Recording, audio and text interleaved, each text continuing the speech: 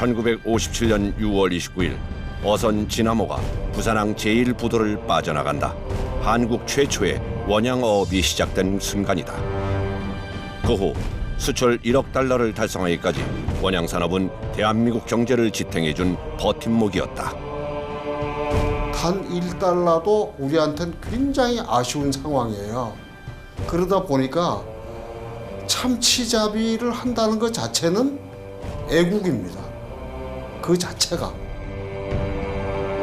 숨은 애국자 원양 선원들이 목숨 걸고 잡아 올린 참치는 우리 경제를 일으키는 밑거름이 됐다. 원양어선을 타려는 사람들이 점점 늘어나면서 덩달아 마도로스의 환상까지 생기게 된다. 북미 시장, 개론 시장에서 인기 1위가 마도로스일 정도로 이때 그 몸값이나 인기는 정말 하늘을 찔렀다라고 볼 수가 있고, 저희가 대학 다닐 70년대만 하더라도 이 인기가 그대로 실감할 수 있는데 여대생들의 데이트 상대 1위였어요. 우리나라 최초의 원양어선 진화모에 승선했던 김제철도 마도로스가 꿈이었다. 참치잡이 배를 탔던 그가 세계 최대 수산 기업을 일구기까지 마도로스의 신화 동원그룹 창업주 김제철 회장. 수산대학교 엘리트 코스를 받는 사람이 별로 없었습니다. 별로 없었기 때문에 초창기였고, 그렇기 때문에 이제 35살에 창업할 정도로 이미 이제 배를 10년 정도 타가지고 선정을 했으니까 빨리 된 거죠. 요즘 같은 경우는 한 20년 정도 타야 선정을 할 수가 있습니다. 그 나중에 이제 뭐 격식에 따라 도순사도 하고 이러는데, 김제철 회장은 당시에 이제 그만큼 희소 가치가 있었다 봐야 되겠죠. 고기도 잘 잡았고 평가도 좋았습니다. 당시 참치는 서민들에겐 낯선 생선인데다가 가격도 비싸 전량 수출될 수밖에 없었다. 김제철은 참치 통조림을 출시하여 국내에 참치를 대중화시키고 2008년 세계 최고의 참치캔 브랜드인 미국의 스타키스트를 인수, 글로벌 기업 시대를 열게 된다. 동원그룹 김제철, 배 한 척으로 시작한 참치 신화.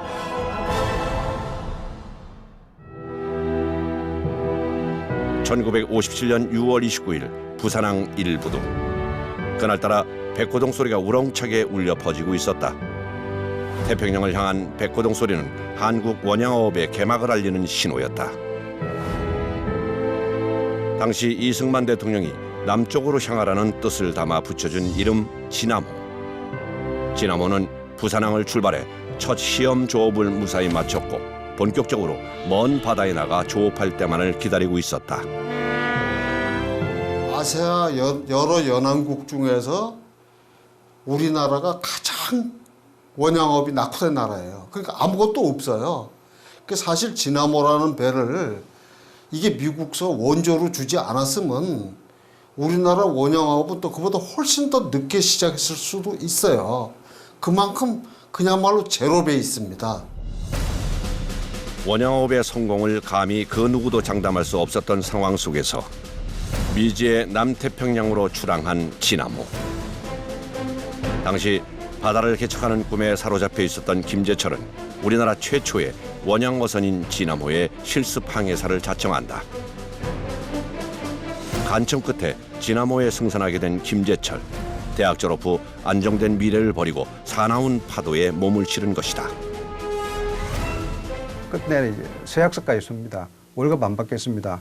그 다음에 그 항해 끝에 내가 뭐 큰 위험을 당하더라도 절대 책임을 묻지 않겠습니다라는 서약서를 쓰고 이제 승선을 하게 되는 거죠. 그래서 재미나는 것은 월급도 안 받고요. 그 다음에 실습 항해사로서 했기 때문에 정원 2배의 그 탑승이었습니다. 그래서 뭐 잠자리도 없어가지고 군 야정용 침대에서 몇 개월간을 지냈다고도 합니다. 당시 원양어선을 타기 위한 경쟁은 치열했다. 국민 1인당 연간 소득이 100달러가 채 되지 않을 때 선원 월급이 100달러에 달했기 때문이었다. 원양어선에 오르기 위해 논과 밭을 판 돈으로 여기저기 연출을 대는 광경까지 펼쳐졌고 부산 남포동의 주점 골목은 예비 선원들로 넘쳐났다. 부를 거머쥐면서 거센 파도와 맞서는 마도로스. 그 시절엔 외항선을 타는 마도로스가 멋쟁이의 대명사로 묘사됐다. 항해사 생활 2년 내지 3년 하고 선장 생활 한 3년 하면 한 6년 되면 30살 전에 서울에다가 서울 사대문 바깥에다 집을 살 수 있었어요. 그 다음에 일반 선원들도 자기 땅 없이 농사 짓던 사람들도 고향에 내려가서 자기 땅을 살 수가 있었고, 또 도시에서 막노동하던 사람들도 조그마한 구멍가게를 낼 수 있었고. 왜냐하면은 일반 육상 근로자들보다도 수입이 한 2배, 3배 되는데 쓰질 않잖아요. 배를 타면. 1958년 남태평양 사모아를 향해 돛을 올린 진아모. 본격적인 참치잡이에 나선 것이다. 값비싼 참치를 잡아 외화를 벌어오자는 야심찬 결의를 다진 후 바다를 향해 나아갔다. 총 27명의 선원을 실은 진아모는 대한민국 최초로 적도 남단을 항해한 후 사모아에 도착한다. 당시 사모아가 전 세계 참치 어획량의 절반을 차지하는 진짜 그 황금알을 낳는 어장입니다. 근데 여기가 또 그 당시 공교롭게 미국 영이었어요. 그리고 진아모라는 것도 미국 원조로 받은 고물배거든요.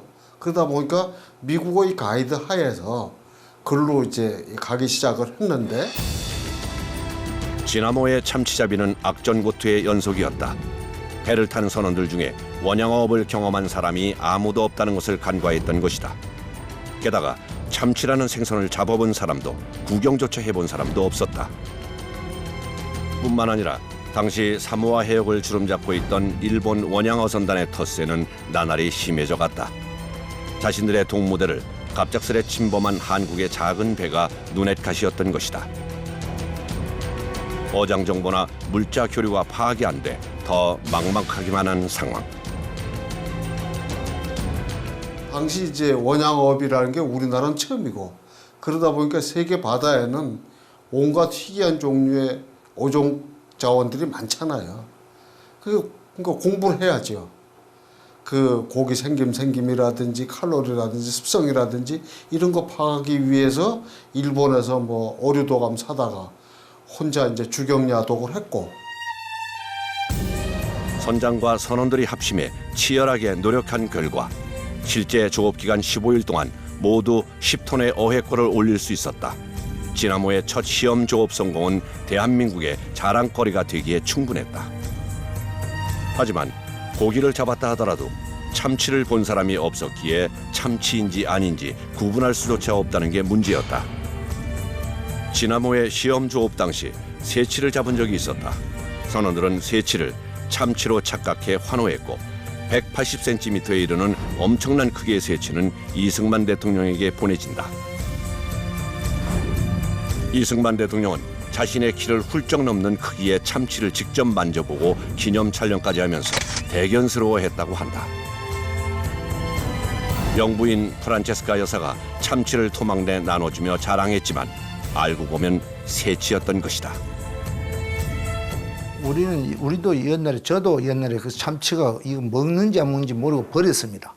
버렸는데 70년도 초반부터 70년 후반 그 사이에 일본에 수출이 되기 때문에 수출하니까 돈이 원가도 많고, 아, 이게 참치가 그런 거구나 하고 이제 잡았는 게 지금 현재 잡고 있는 편입니다.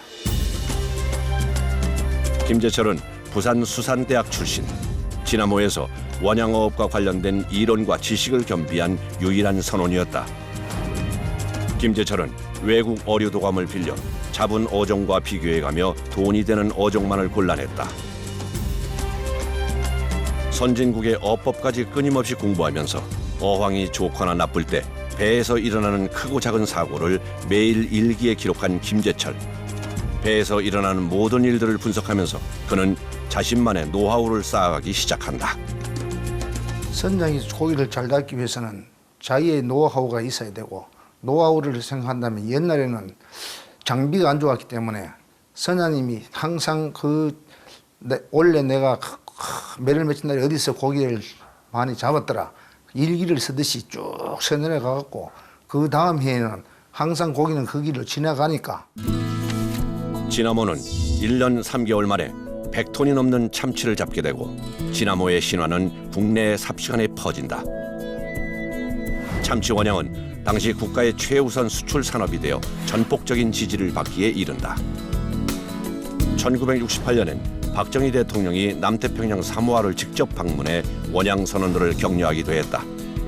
원양어선을 타고 망망대해를 누비던 원양 선원들은 한국을 대표하는 얼굴 그 자체였다.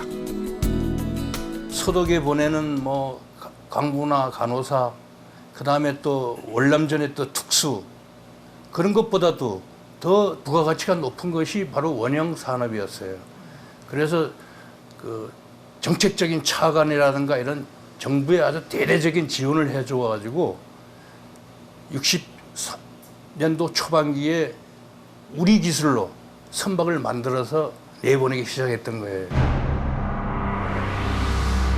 1960년대부터 정부의 수산업 진흥 정책에 힘입어 수산업에 뛰어드는 이들도 늘어났다.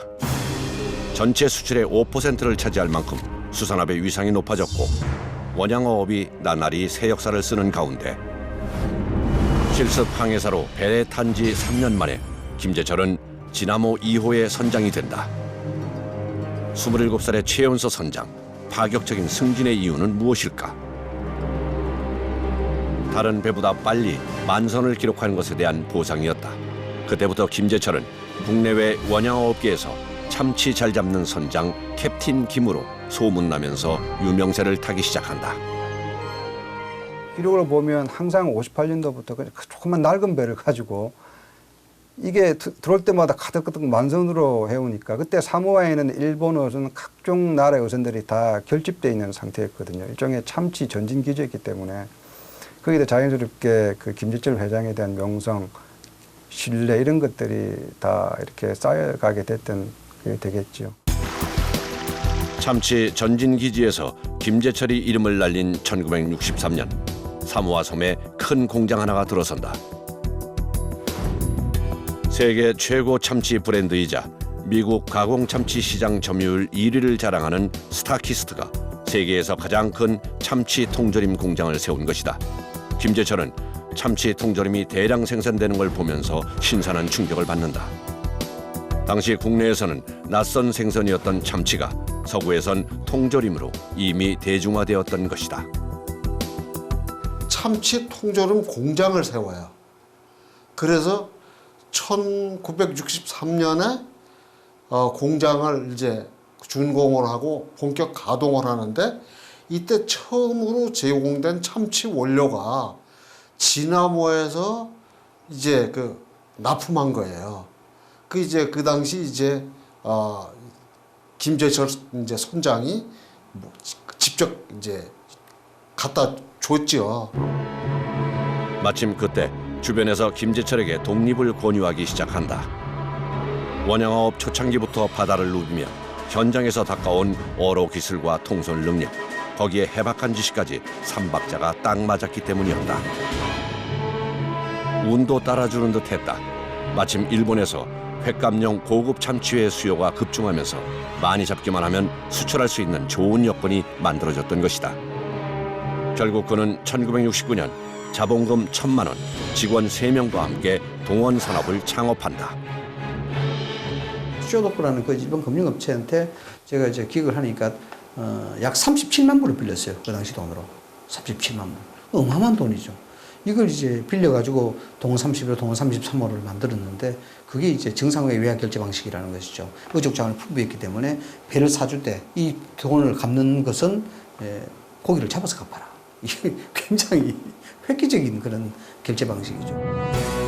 1970년대 일본은 경제가 고도로 성장하던 시기였다. 식생활 수준도 높아져 색다른 음식, 회전 초밥이 등장한다.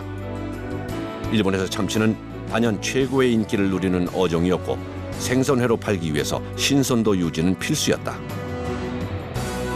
시대의 흐름을 읽은 김제철은 영하 50도 이하로 냉동 유지되는 독항 어선으로 배를 교체한다. 잡은 고기는 해외 기지를 통하지 않고 직접 일본으로 가게 해 참치 가격이 높은 일본에서 판매하게 되었다. 참치 어선의 원가의 40% 이상이 이제 그 연료비입니다.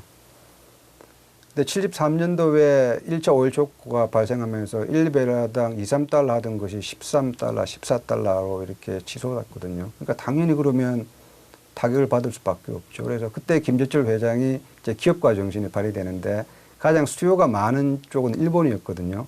그래서 그때 과감하게 톡한 어선을 도입해서 냉동시설을 도입하는 배를 도입하게 됩니다. 그래서 잡아서 냉동한 다음에 그것을 일본에 가서 갖다 파는 거죠. 그러니까 고부가 가치를 창출할 수 있다는 거죠. 전 세계 1위의 참치 소비국인 일본. 그들의 참치 사랑은 상상을 초월할 정도이다. 참치의 신선도와 맛에 유독 까다로운 일본인들의 품질 검사는 여간 깐깐한 게 아니었다. 상황이 이렇다 보니 참치를 그들이 원하는 가격에 팔 수밖에 없는 게 현실이었다. 당시 국내에서 참치는 일부 고급 요정이나 음식점에서 조금씩 팔리는 정도. 결국 참치의 수요는 일본에 의지할 수밖에 없었다. 하지만 가격 결정권 없이 일본 시장만 믿고 있다가는 큰 위기가 닥칠 게 불보듯 뻔했다. 핵감염 고기는 일본이라는 시장 하나밖에 없어요. 일본밖에 먹지를 않으니까. 그러면 시장이 다변화돼야 우리가 유리한 조건에서 수출할 수가 있는데 시장이 딱 일본이라는 나라 하나니까 걔네들이 품질 검사해서 걔네들이 정하는 가격 그대로 팔 수밖에 없어요. 걔들이 안 사주면 우리 팔 데도 없고. 그럼 우리가 먹어야 하는데 우리가 먹을 그 당시에 소득은 안 되고. 위기 상황 속에서 세계 시도를 우연히 거꾸로 돌려보던 김재철은 무릎을 친다.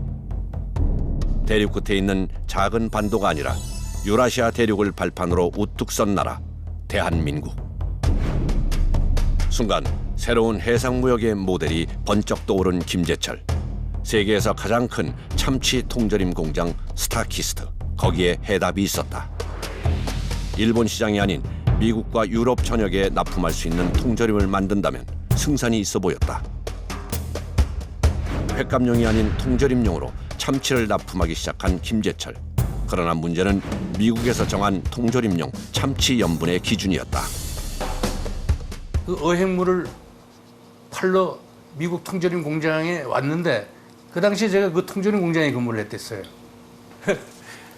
근데 그 해수 냉동법이라고 그 미국이 개발한 냉동법이 있는데 쿠킹하는 고기는 비싼 돈을 기름을 떼어가지고 초저온 할 필요가 없거든요. 그 해수 냉동법에 염분이 너무 오버가 돼가지고 전부 반품 받았어요. 이젝트.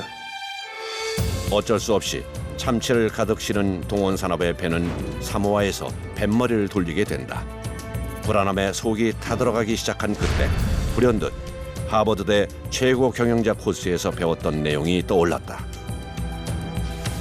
선진국형 식품 참치캔. 때마침 국내 시장은 국민 소득이 늘어나면서 식생활 패턴이 점차 선진국 형태로 변모하고 있었다. 이미 발빠른 국내 다른 업체들이 통조림을 만들어 내놓기 시작할 무렵 1인당 국민 소득이 1,800달러를 돌파했던 1981년 마침내 김재철 회장은 승부수를 던진다. 동원의 김 회장님이 미국에서 그 유명한 대학에서 최고 경영자 과정을 밟을 때 당시에 교수님이 그런 얘기를 했었어요. 그러니까 2,000불이 되면 소득 수준이 2,000불이 되면은 참치를 먹기 시작할 것이다. 근데 딱 맞아떨어졌더니 아 이제 곧 2,000불대에 진입을 하는데 그러면 한번 도전을 해보는 게 어떨까. 참치캔 개발에 들어간 동원산업. 급속 냉동한 참치를 해동해 손질하고 익힌 뒤 잘라서 캔에 담았다. 무엇보다 한국 사람들이 좋아하는 식감에 신경을 썼다. 과연 참치 통조림 시대는 열릴 것인가? 하지만 당시만 해도 국내에 판매되고 있는 통조림은 꽁치뿐. 참치라는 생선도 잘 모르던 시절이었기에 참치캔은 더더욱 생소할 수밖에 없었다. 시식회를 통해 홍보에 나섰지만 당시 한 캔당 1,000원의 가격은 서민들에게 부담스러울 수밖에 없었다. 참치 통조림이라는 것 자체가 먹어본 적도 없고 그리고 더더욱 큰 거는 뭐냐면 우리 국민들한테 참치는 어물전에서 싱싱한 걸 사다가 그걸 뭐 좀 천일염을 뿌리든지 해가지고 자반을 만들어서 먹는 것들이 일반적이었는데 딱딱 딱딱한 통 속에 들어있는 생선, 그것도 기름에 끈적끈적한 생선들이 사실 처음에는 식감도 그렇고 이렇게 썩 익숙한 음식은 아니었었죠. 김재철 회장은 부담스러운 가격으로 오히려 반전을 노리기로 한다. 사 먹기는 힘든 가격을 선물하기에 괜찮은 가격으로 접근한 것이다. 1984년 추석 때 참치캔 선물 세트를 업계 최초로 출시, 인기는 가히 폭발적이었다. 1990년 이후로는 명절 선물로 없어서는 안 될 품목이 된다. 이후로도 참치캔의 인기는 이어지고 국민 통조림으로 자리 잡는다. 84년도에 참치가 추석 선물 세트로 나와요. 그 당시만 해도 뭐 늘 빤했던 것들을 혁명적으로 바꿔놓는 계기가 됐죠. 그것도 노란색 통에 세트로 들어있는 거는 요사이는 모르겠는데 당시만 해도 참치캔 세트가 무겁잖아요. 뭐 식용유 주고 뭐 다른 뭐 치약 세트 그런 생필품 세트들이 주로 붐을 일었었는데 그 당시에 참치캔을 받으면 묵직하고 굉장히 기분이 좋았었어요. 미국에서 시작된 금융위기로 결국 세계 경제까지 휘청거리기 시작한 2008년. 경기 침체라는 늪에 빠지게 된 미국의 대표적 식품회사인 델몬트. 델몬트는 과일, 채소류 등의 통조림 제조회사로 미국에서 참치캔 시장 점유율 1위를 차지하는 스타키스트의 모회사이기도 하다. 하지만 회사가 위기에 빠지자 델몬트는 주력 사업이 아니라는 이유로 수산 부문 사업인 스타키스트를 정리하기로 결정한다. 스타키스트는 알려진 바와 같이 미국 과일 제조차인 그 델몬트사의 자회사입니다. 델몬트사가 이 스타키스트를 계속 이제 적자에 휘둘릴 수밖에 없었죠. 왜냐 그러면 과일인데 수산자고는 좀 이질적인 부분이 있습니다. 그래서 델몬트 쪽에서는 사업에 대한 집중력 강화, 이런 어떤 사구조 개편 차원에서 스타키스트가 적자에 휘둘리기 때문에 여기에 신경을 못 썼죠. 김재철 회장과 스타키스트와의 오랜 인연. 그 인연은 스타키스트를 인수하기로 결정하면서 더욱 깊어진다. 한때 참치잡이를 하던 원양어선 선장이 세계 최대 참치캔 회사를 인수할 기회가 생긴 것이다. 자신이 잡은 참치를 납품하며 부러운 눈으로 바라볼 수밖에 없었던 회사를 40년 넘은 세월이 지나 사들이게 된 김재철 회장. 그의 일생을 통틀어 이보다 더 가슴 벅찬 일은 없었다. 미국 통조림 마케팅의 40%를 점유하는 회사였어요. 이게 굉장히 큰 회사예요. 통조림 회사로서는. 통조림 회사로서는 세계에서 제일 큰 회사예요. 그걸 우리나라 기업이 이제 인수했으니까 그 대단한 일이죠. 우리가 과거에 그 회사에다 고기 팔아가지고 우리나라 원양업이 시작됐었는데 2008년 미국 최대 참치캔 업체 스타키스트를 인수한 동원그룹. 김재철 회장은 적자에 허덕이던 스타키스트를 인수 반년 만에 흑자로 돌려놓는다. 세계 최대 참치 어획 1위 동원산업은 미국 시장의 40%를 점령하며 1위 자리를 굳건히 지키고 있다. 스타키스트는 현재 동원그룹에서 가장 많은 이익을 내는 효자 간판 기업이 됐고 또 다른 꿈의 원천이 되고 있다. 메릴린치를 통해서 공개 매각이 나왔을 때 그 일본이나 미국, 대만 기업들도 여러 군데서 참여를 하게 됐는데 당시에 그 인수 가격으로는 좀 높은 게 아니냐, 이런 좀 비싸게 산 게 아니냐 하는 지적도 있었는데 결과적으로 지금 와서 보면 당시에 매출이 그 5억 5천만 불 되었던 게 지금 7억 5천만 불을 넘어서고 있고 이 순이익만 해도 1년에 몇백억씩 나는 것으로 보면 이제 그 동원그룹의 캐시카우, 효자 그룹으로 등극을 한 셈이거든요. 세계 3대 원양 강국 대한민국. 그러나 그 이면에는 짙은 그늘이 드리워져 있다. 지나친 어획으로 한국 원양어업계가 불법 어업의 온상지라는 오명에 시달리고 있는 것이다. 국제적으로 참치 자원 남획과 고갈 문제가 화두로 떠오르고 있는 지금 대한민국 원양어업을 이끌어온 동원은 또다시 미지의 항로 앞에 서 있다. 동원은 과연 어떤 항로를 개척해 나갈 것인가?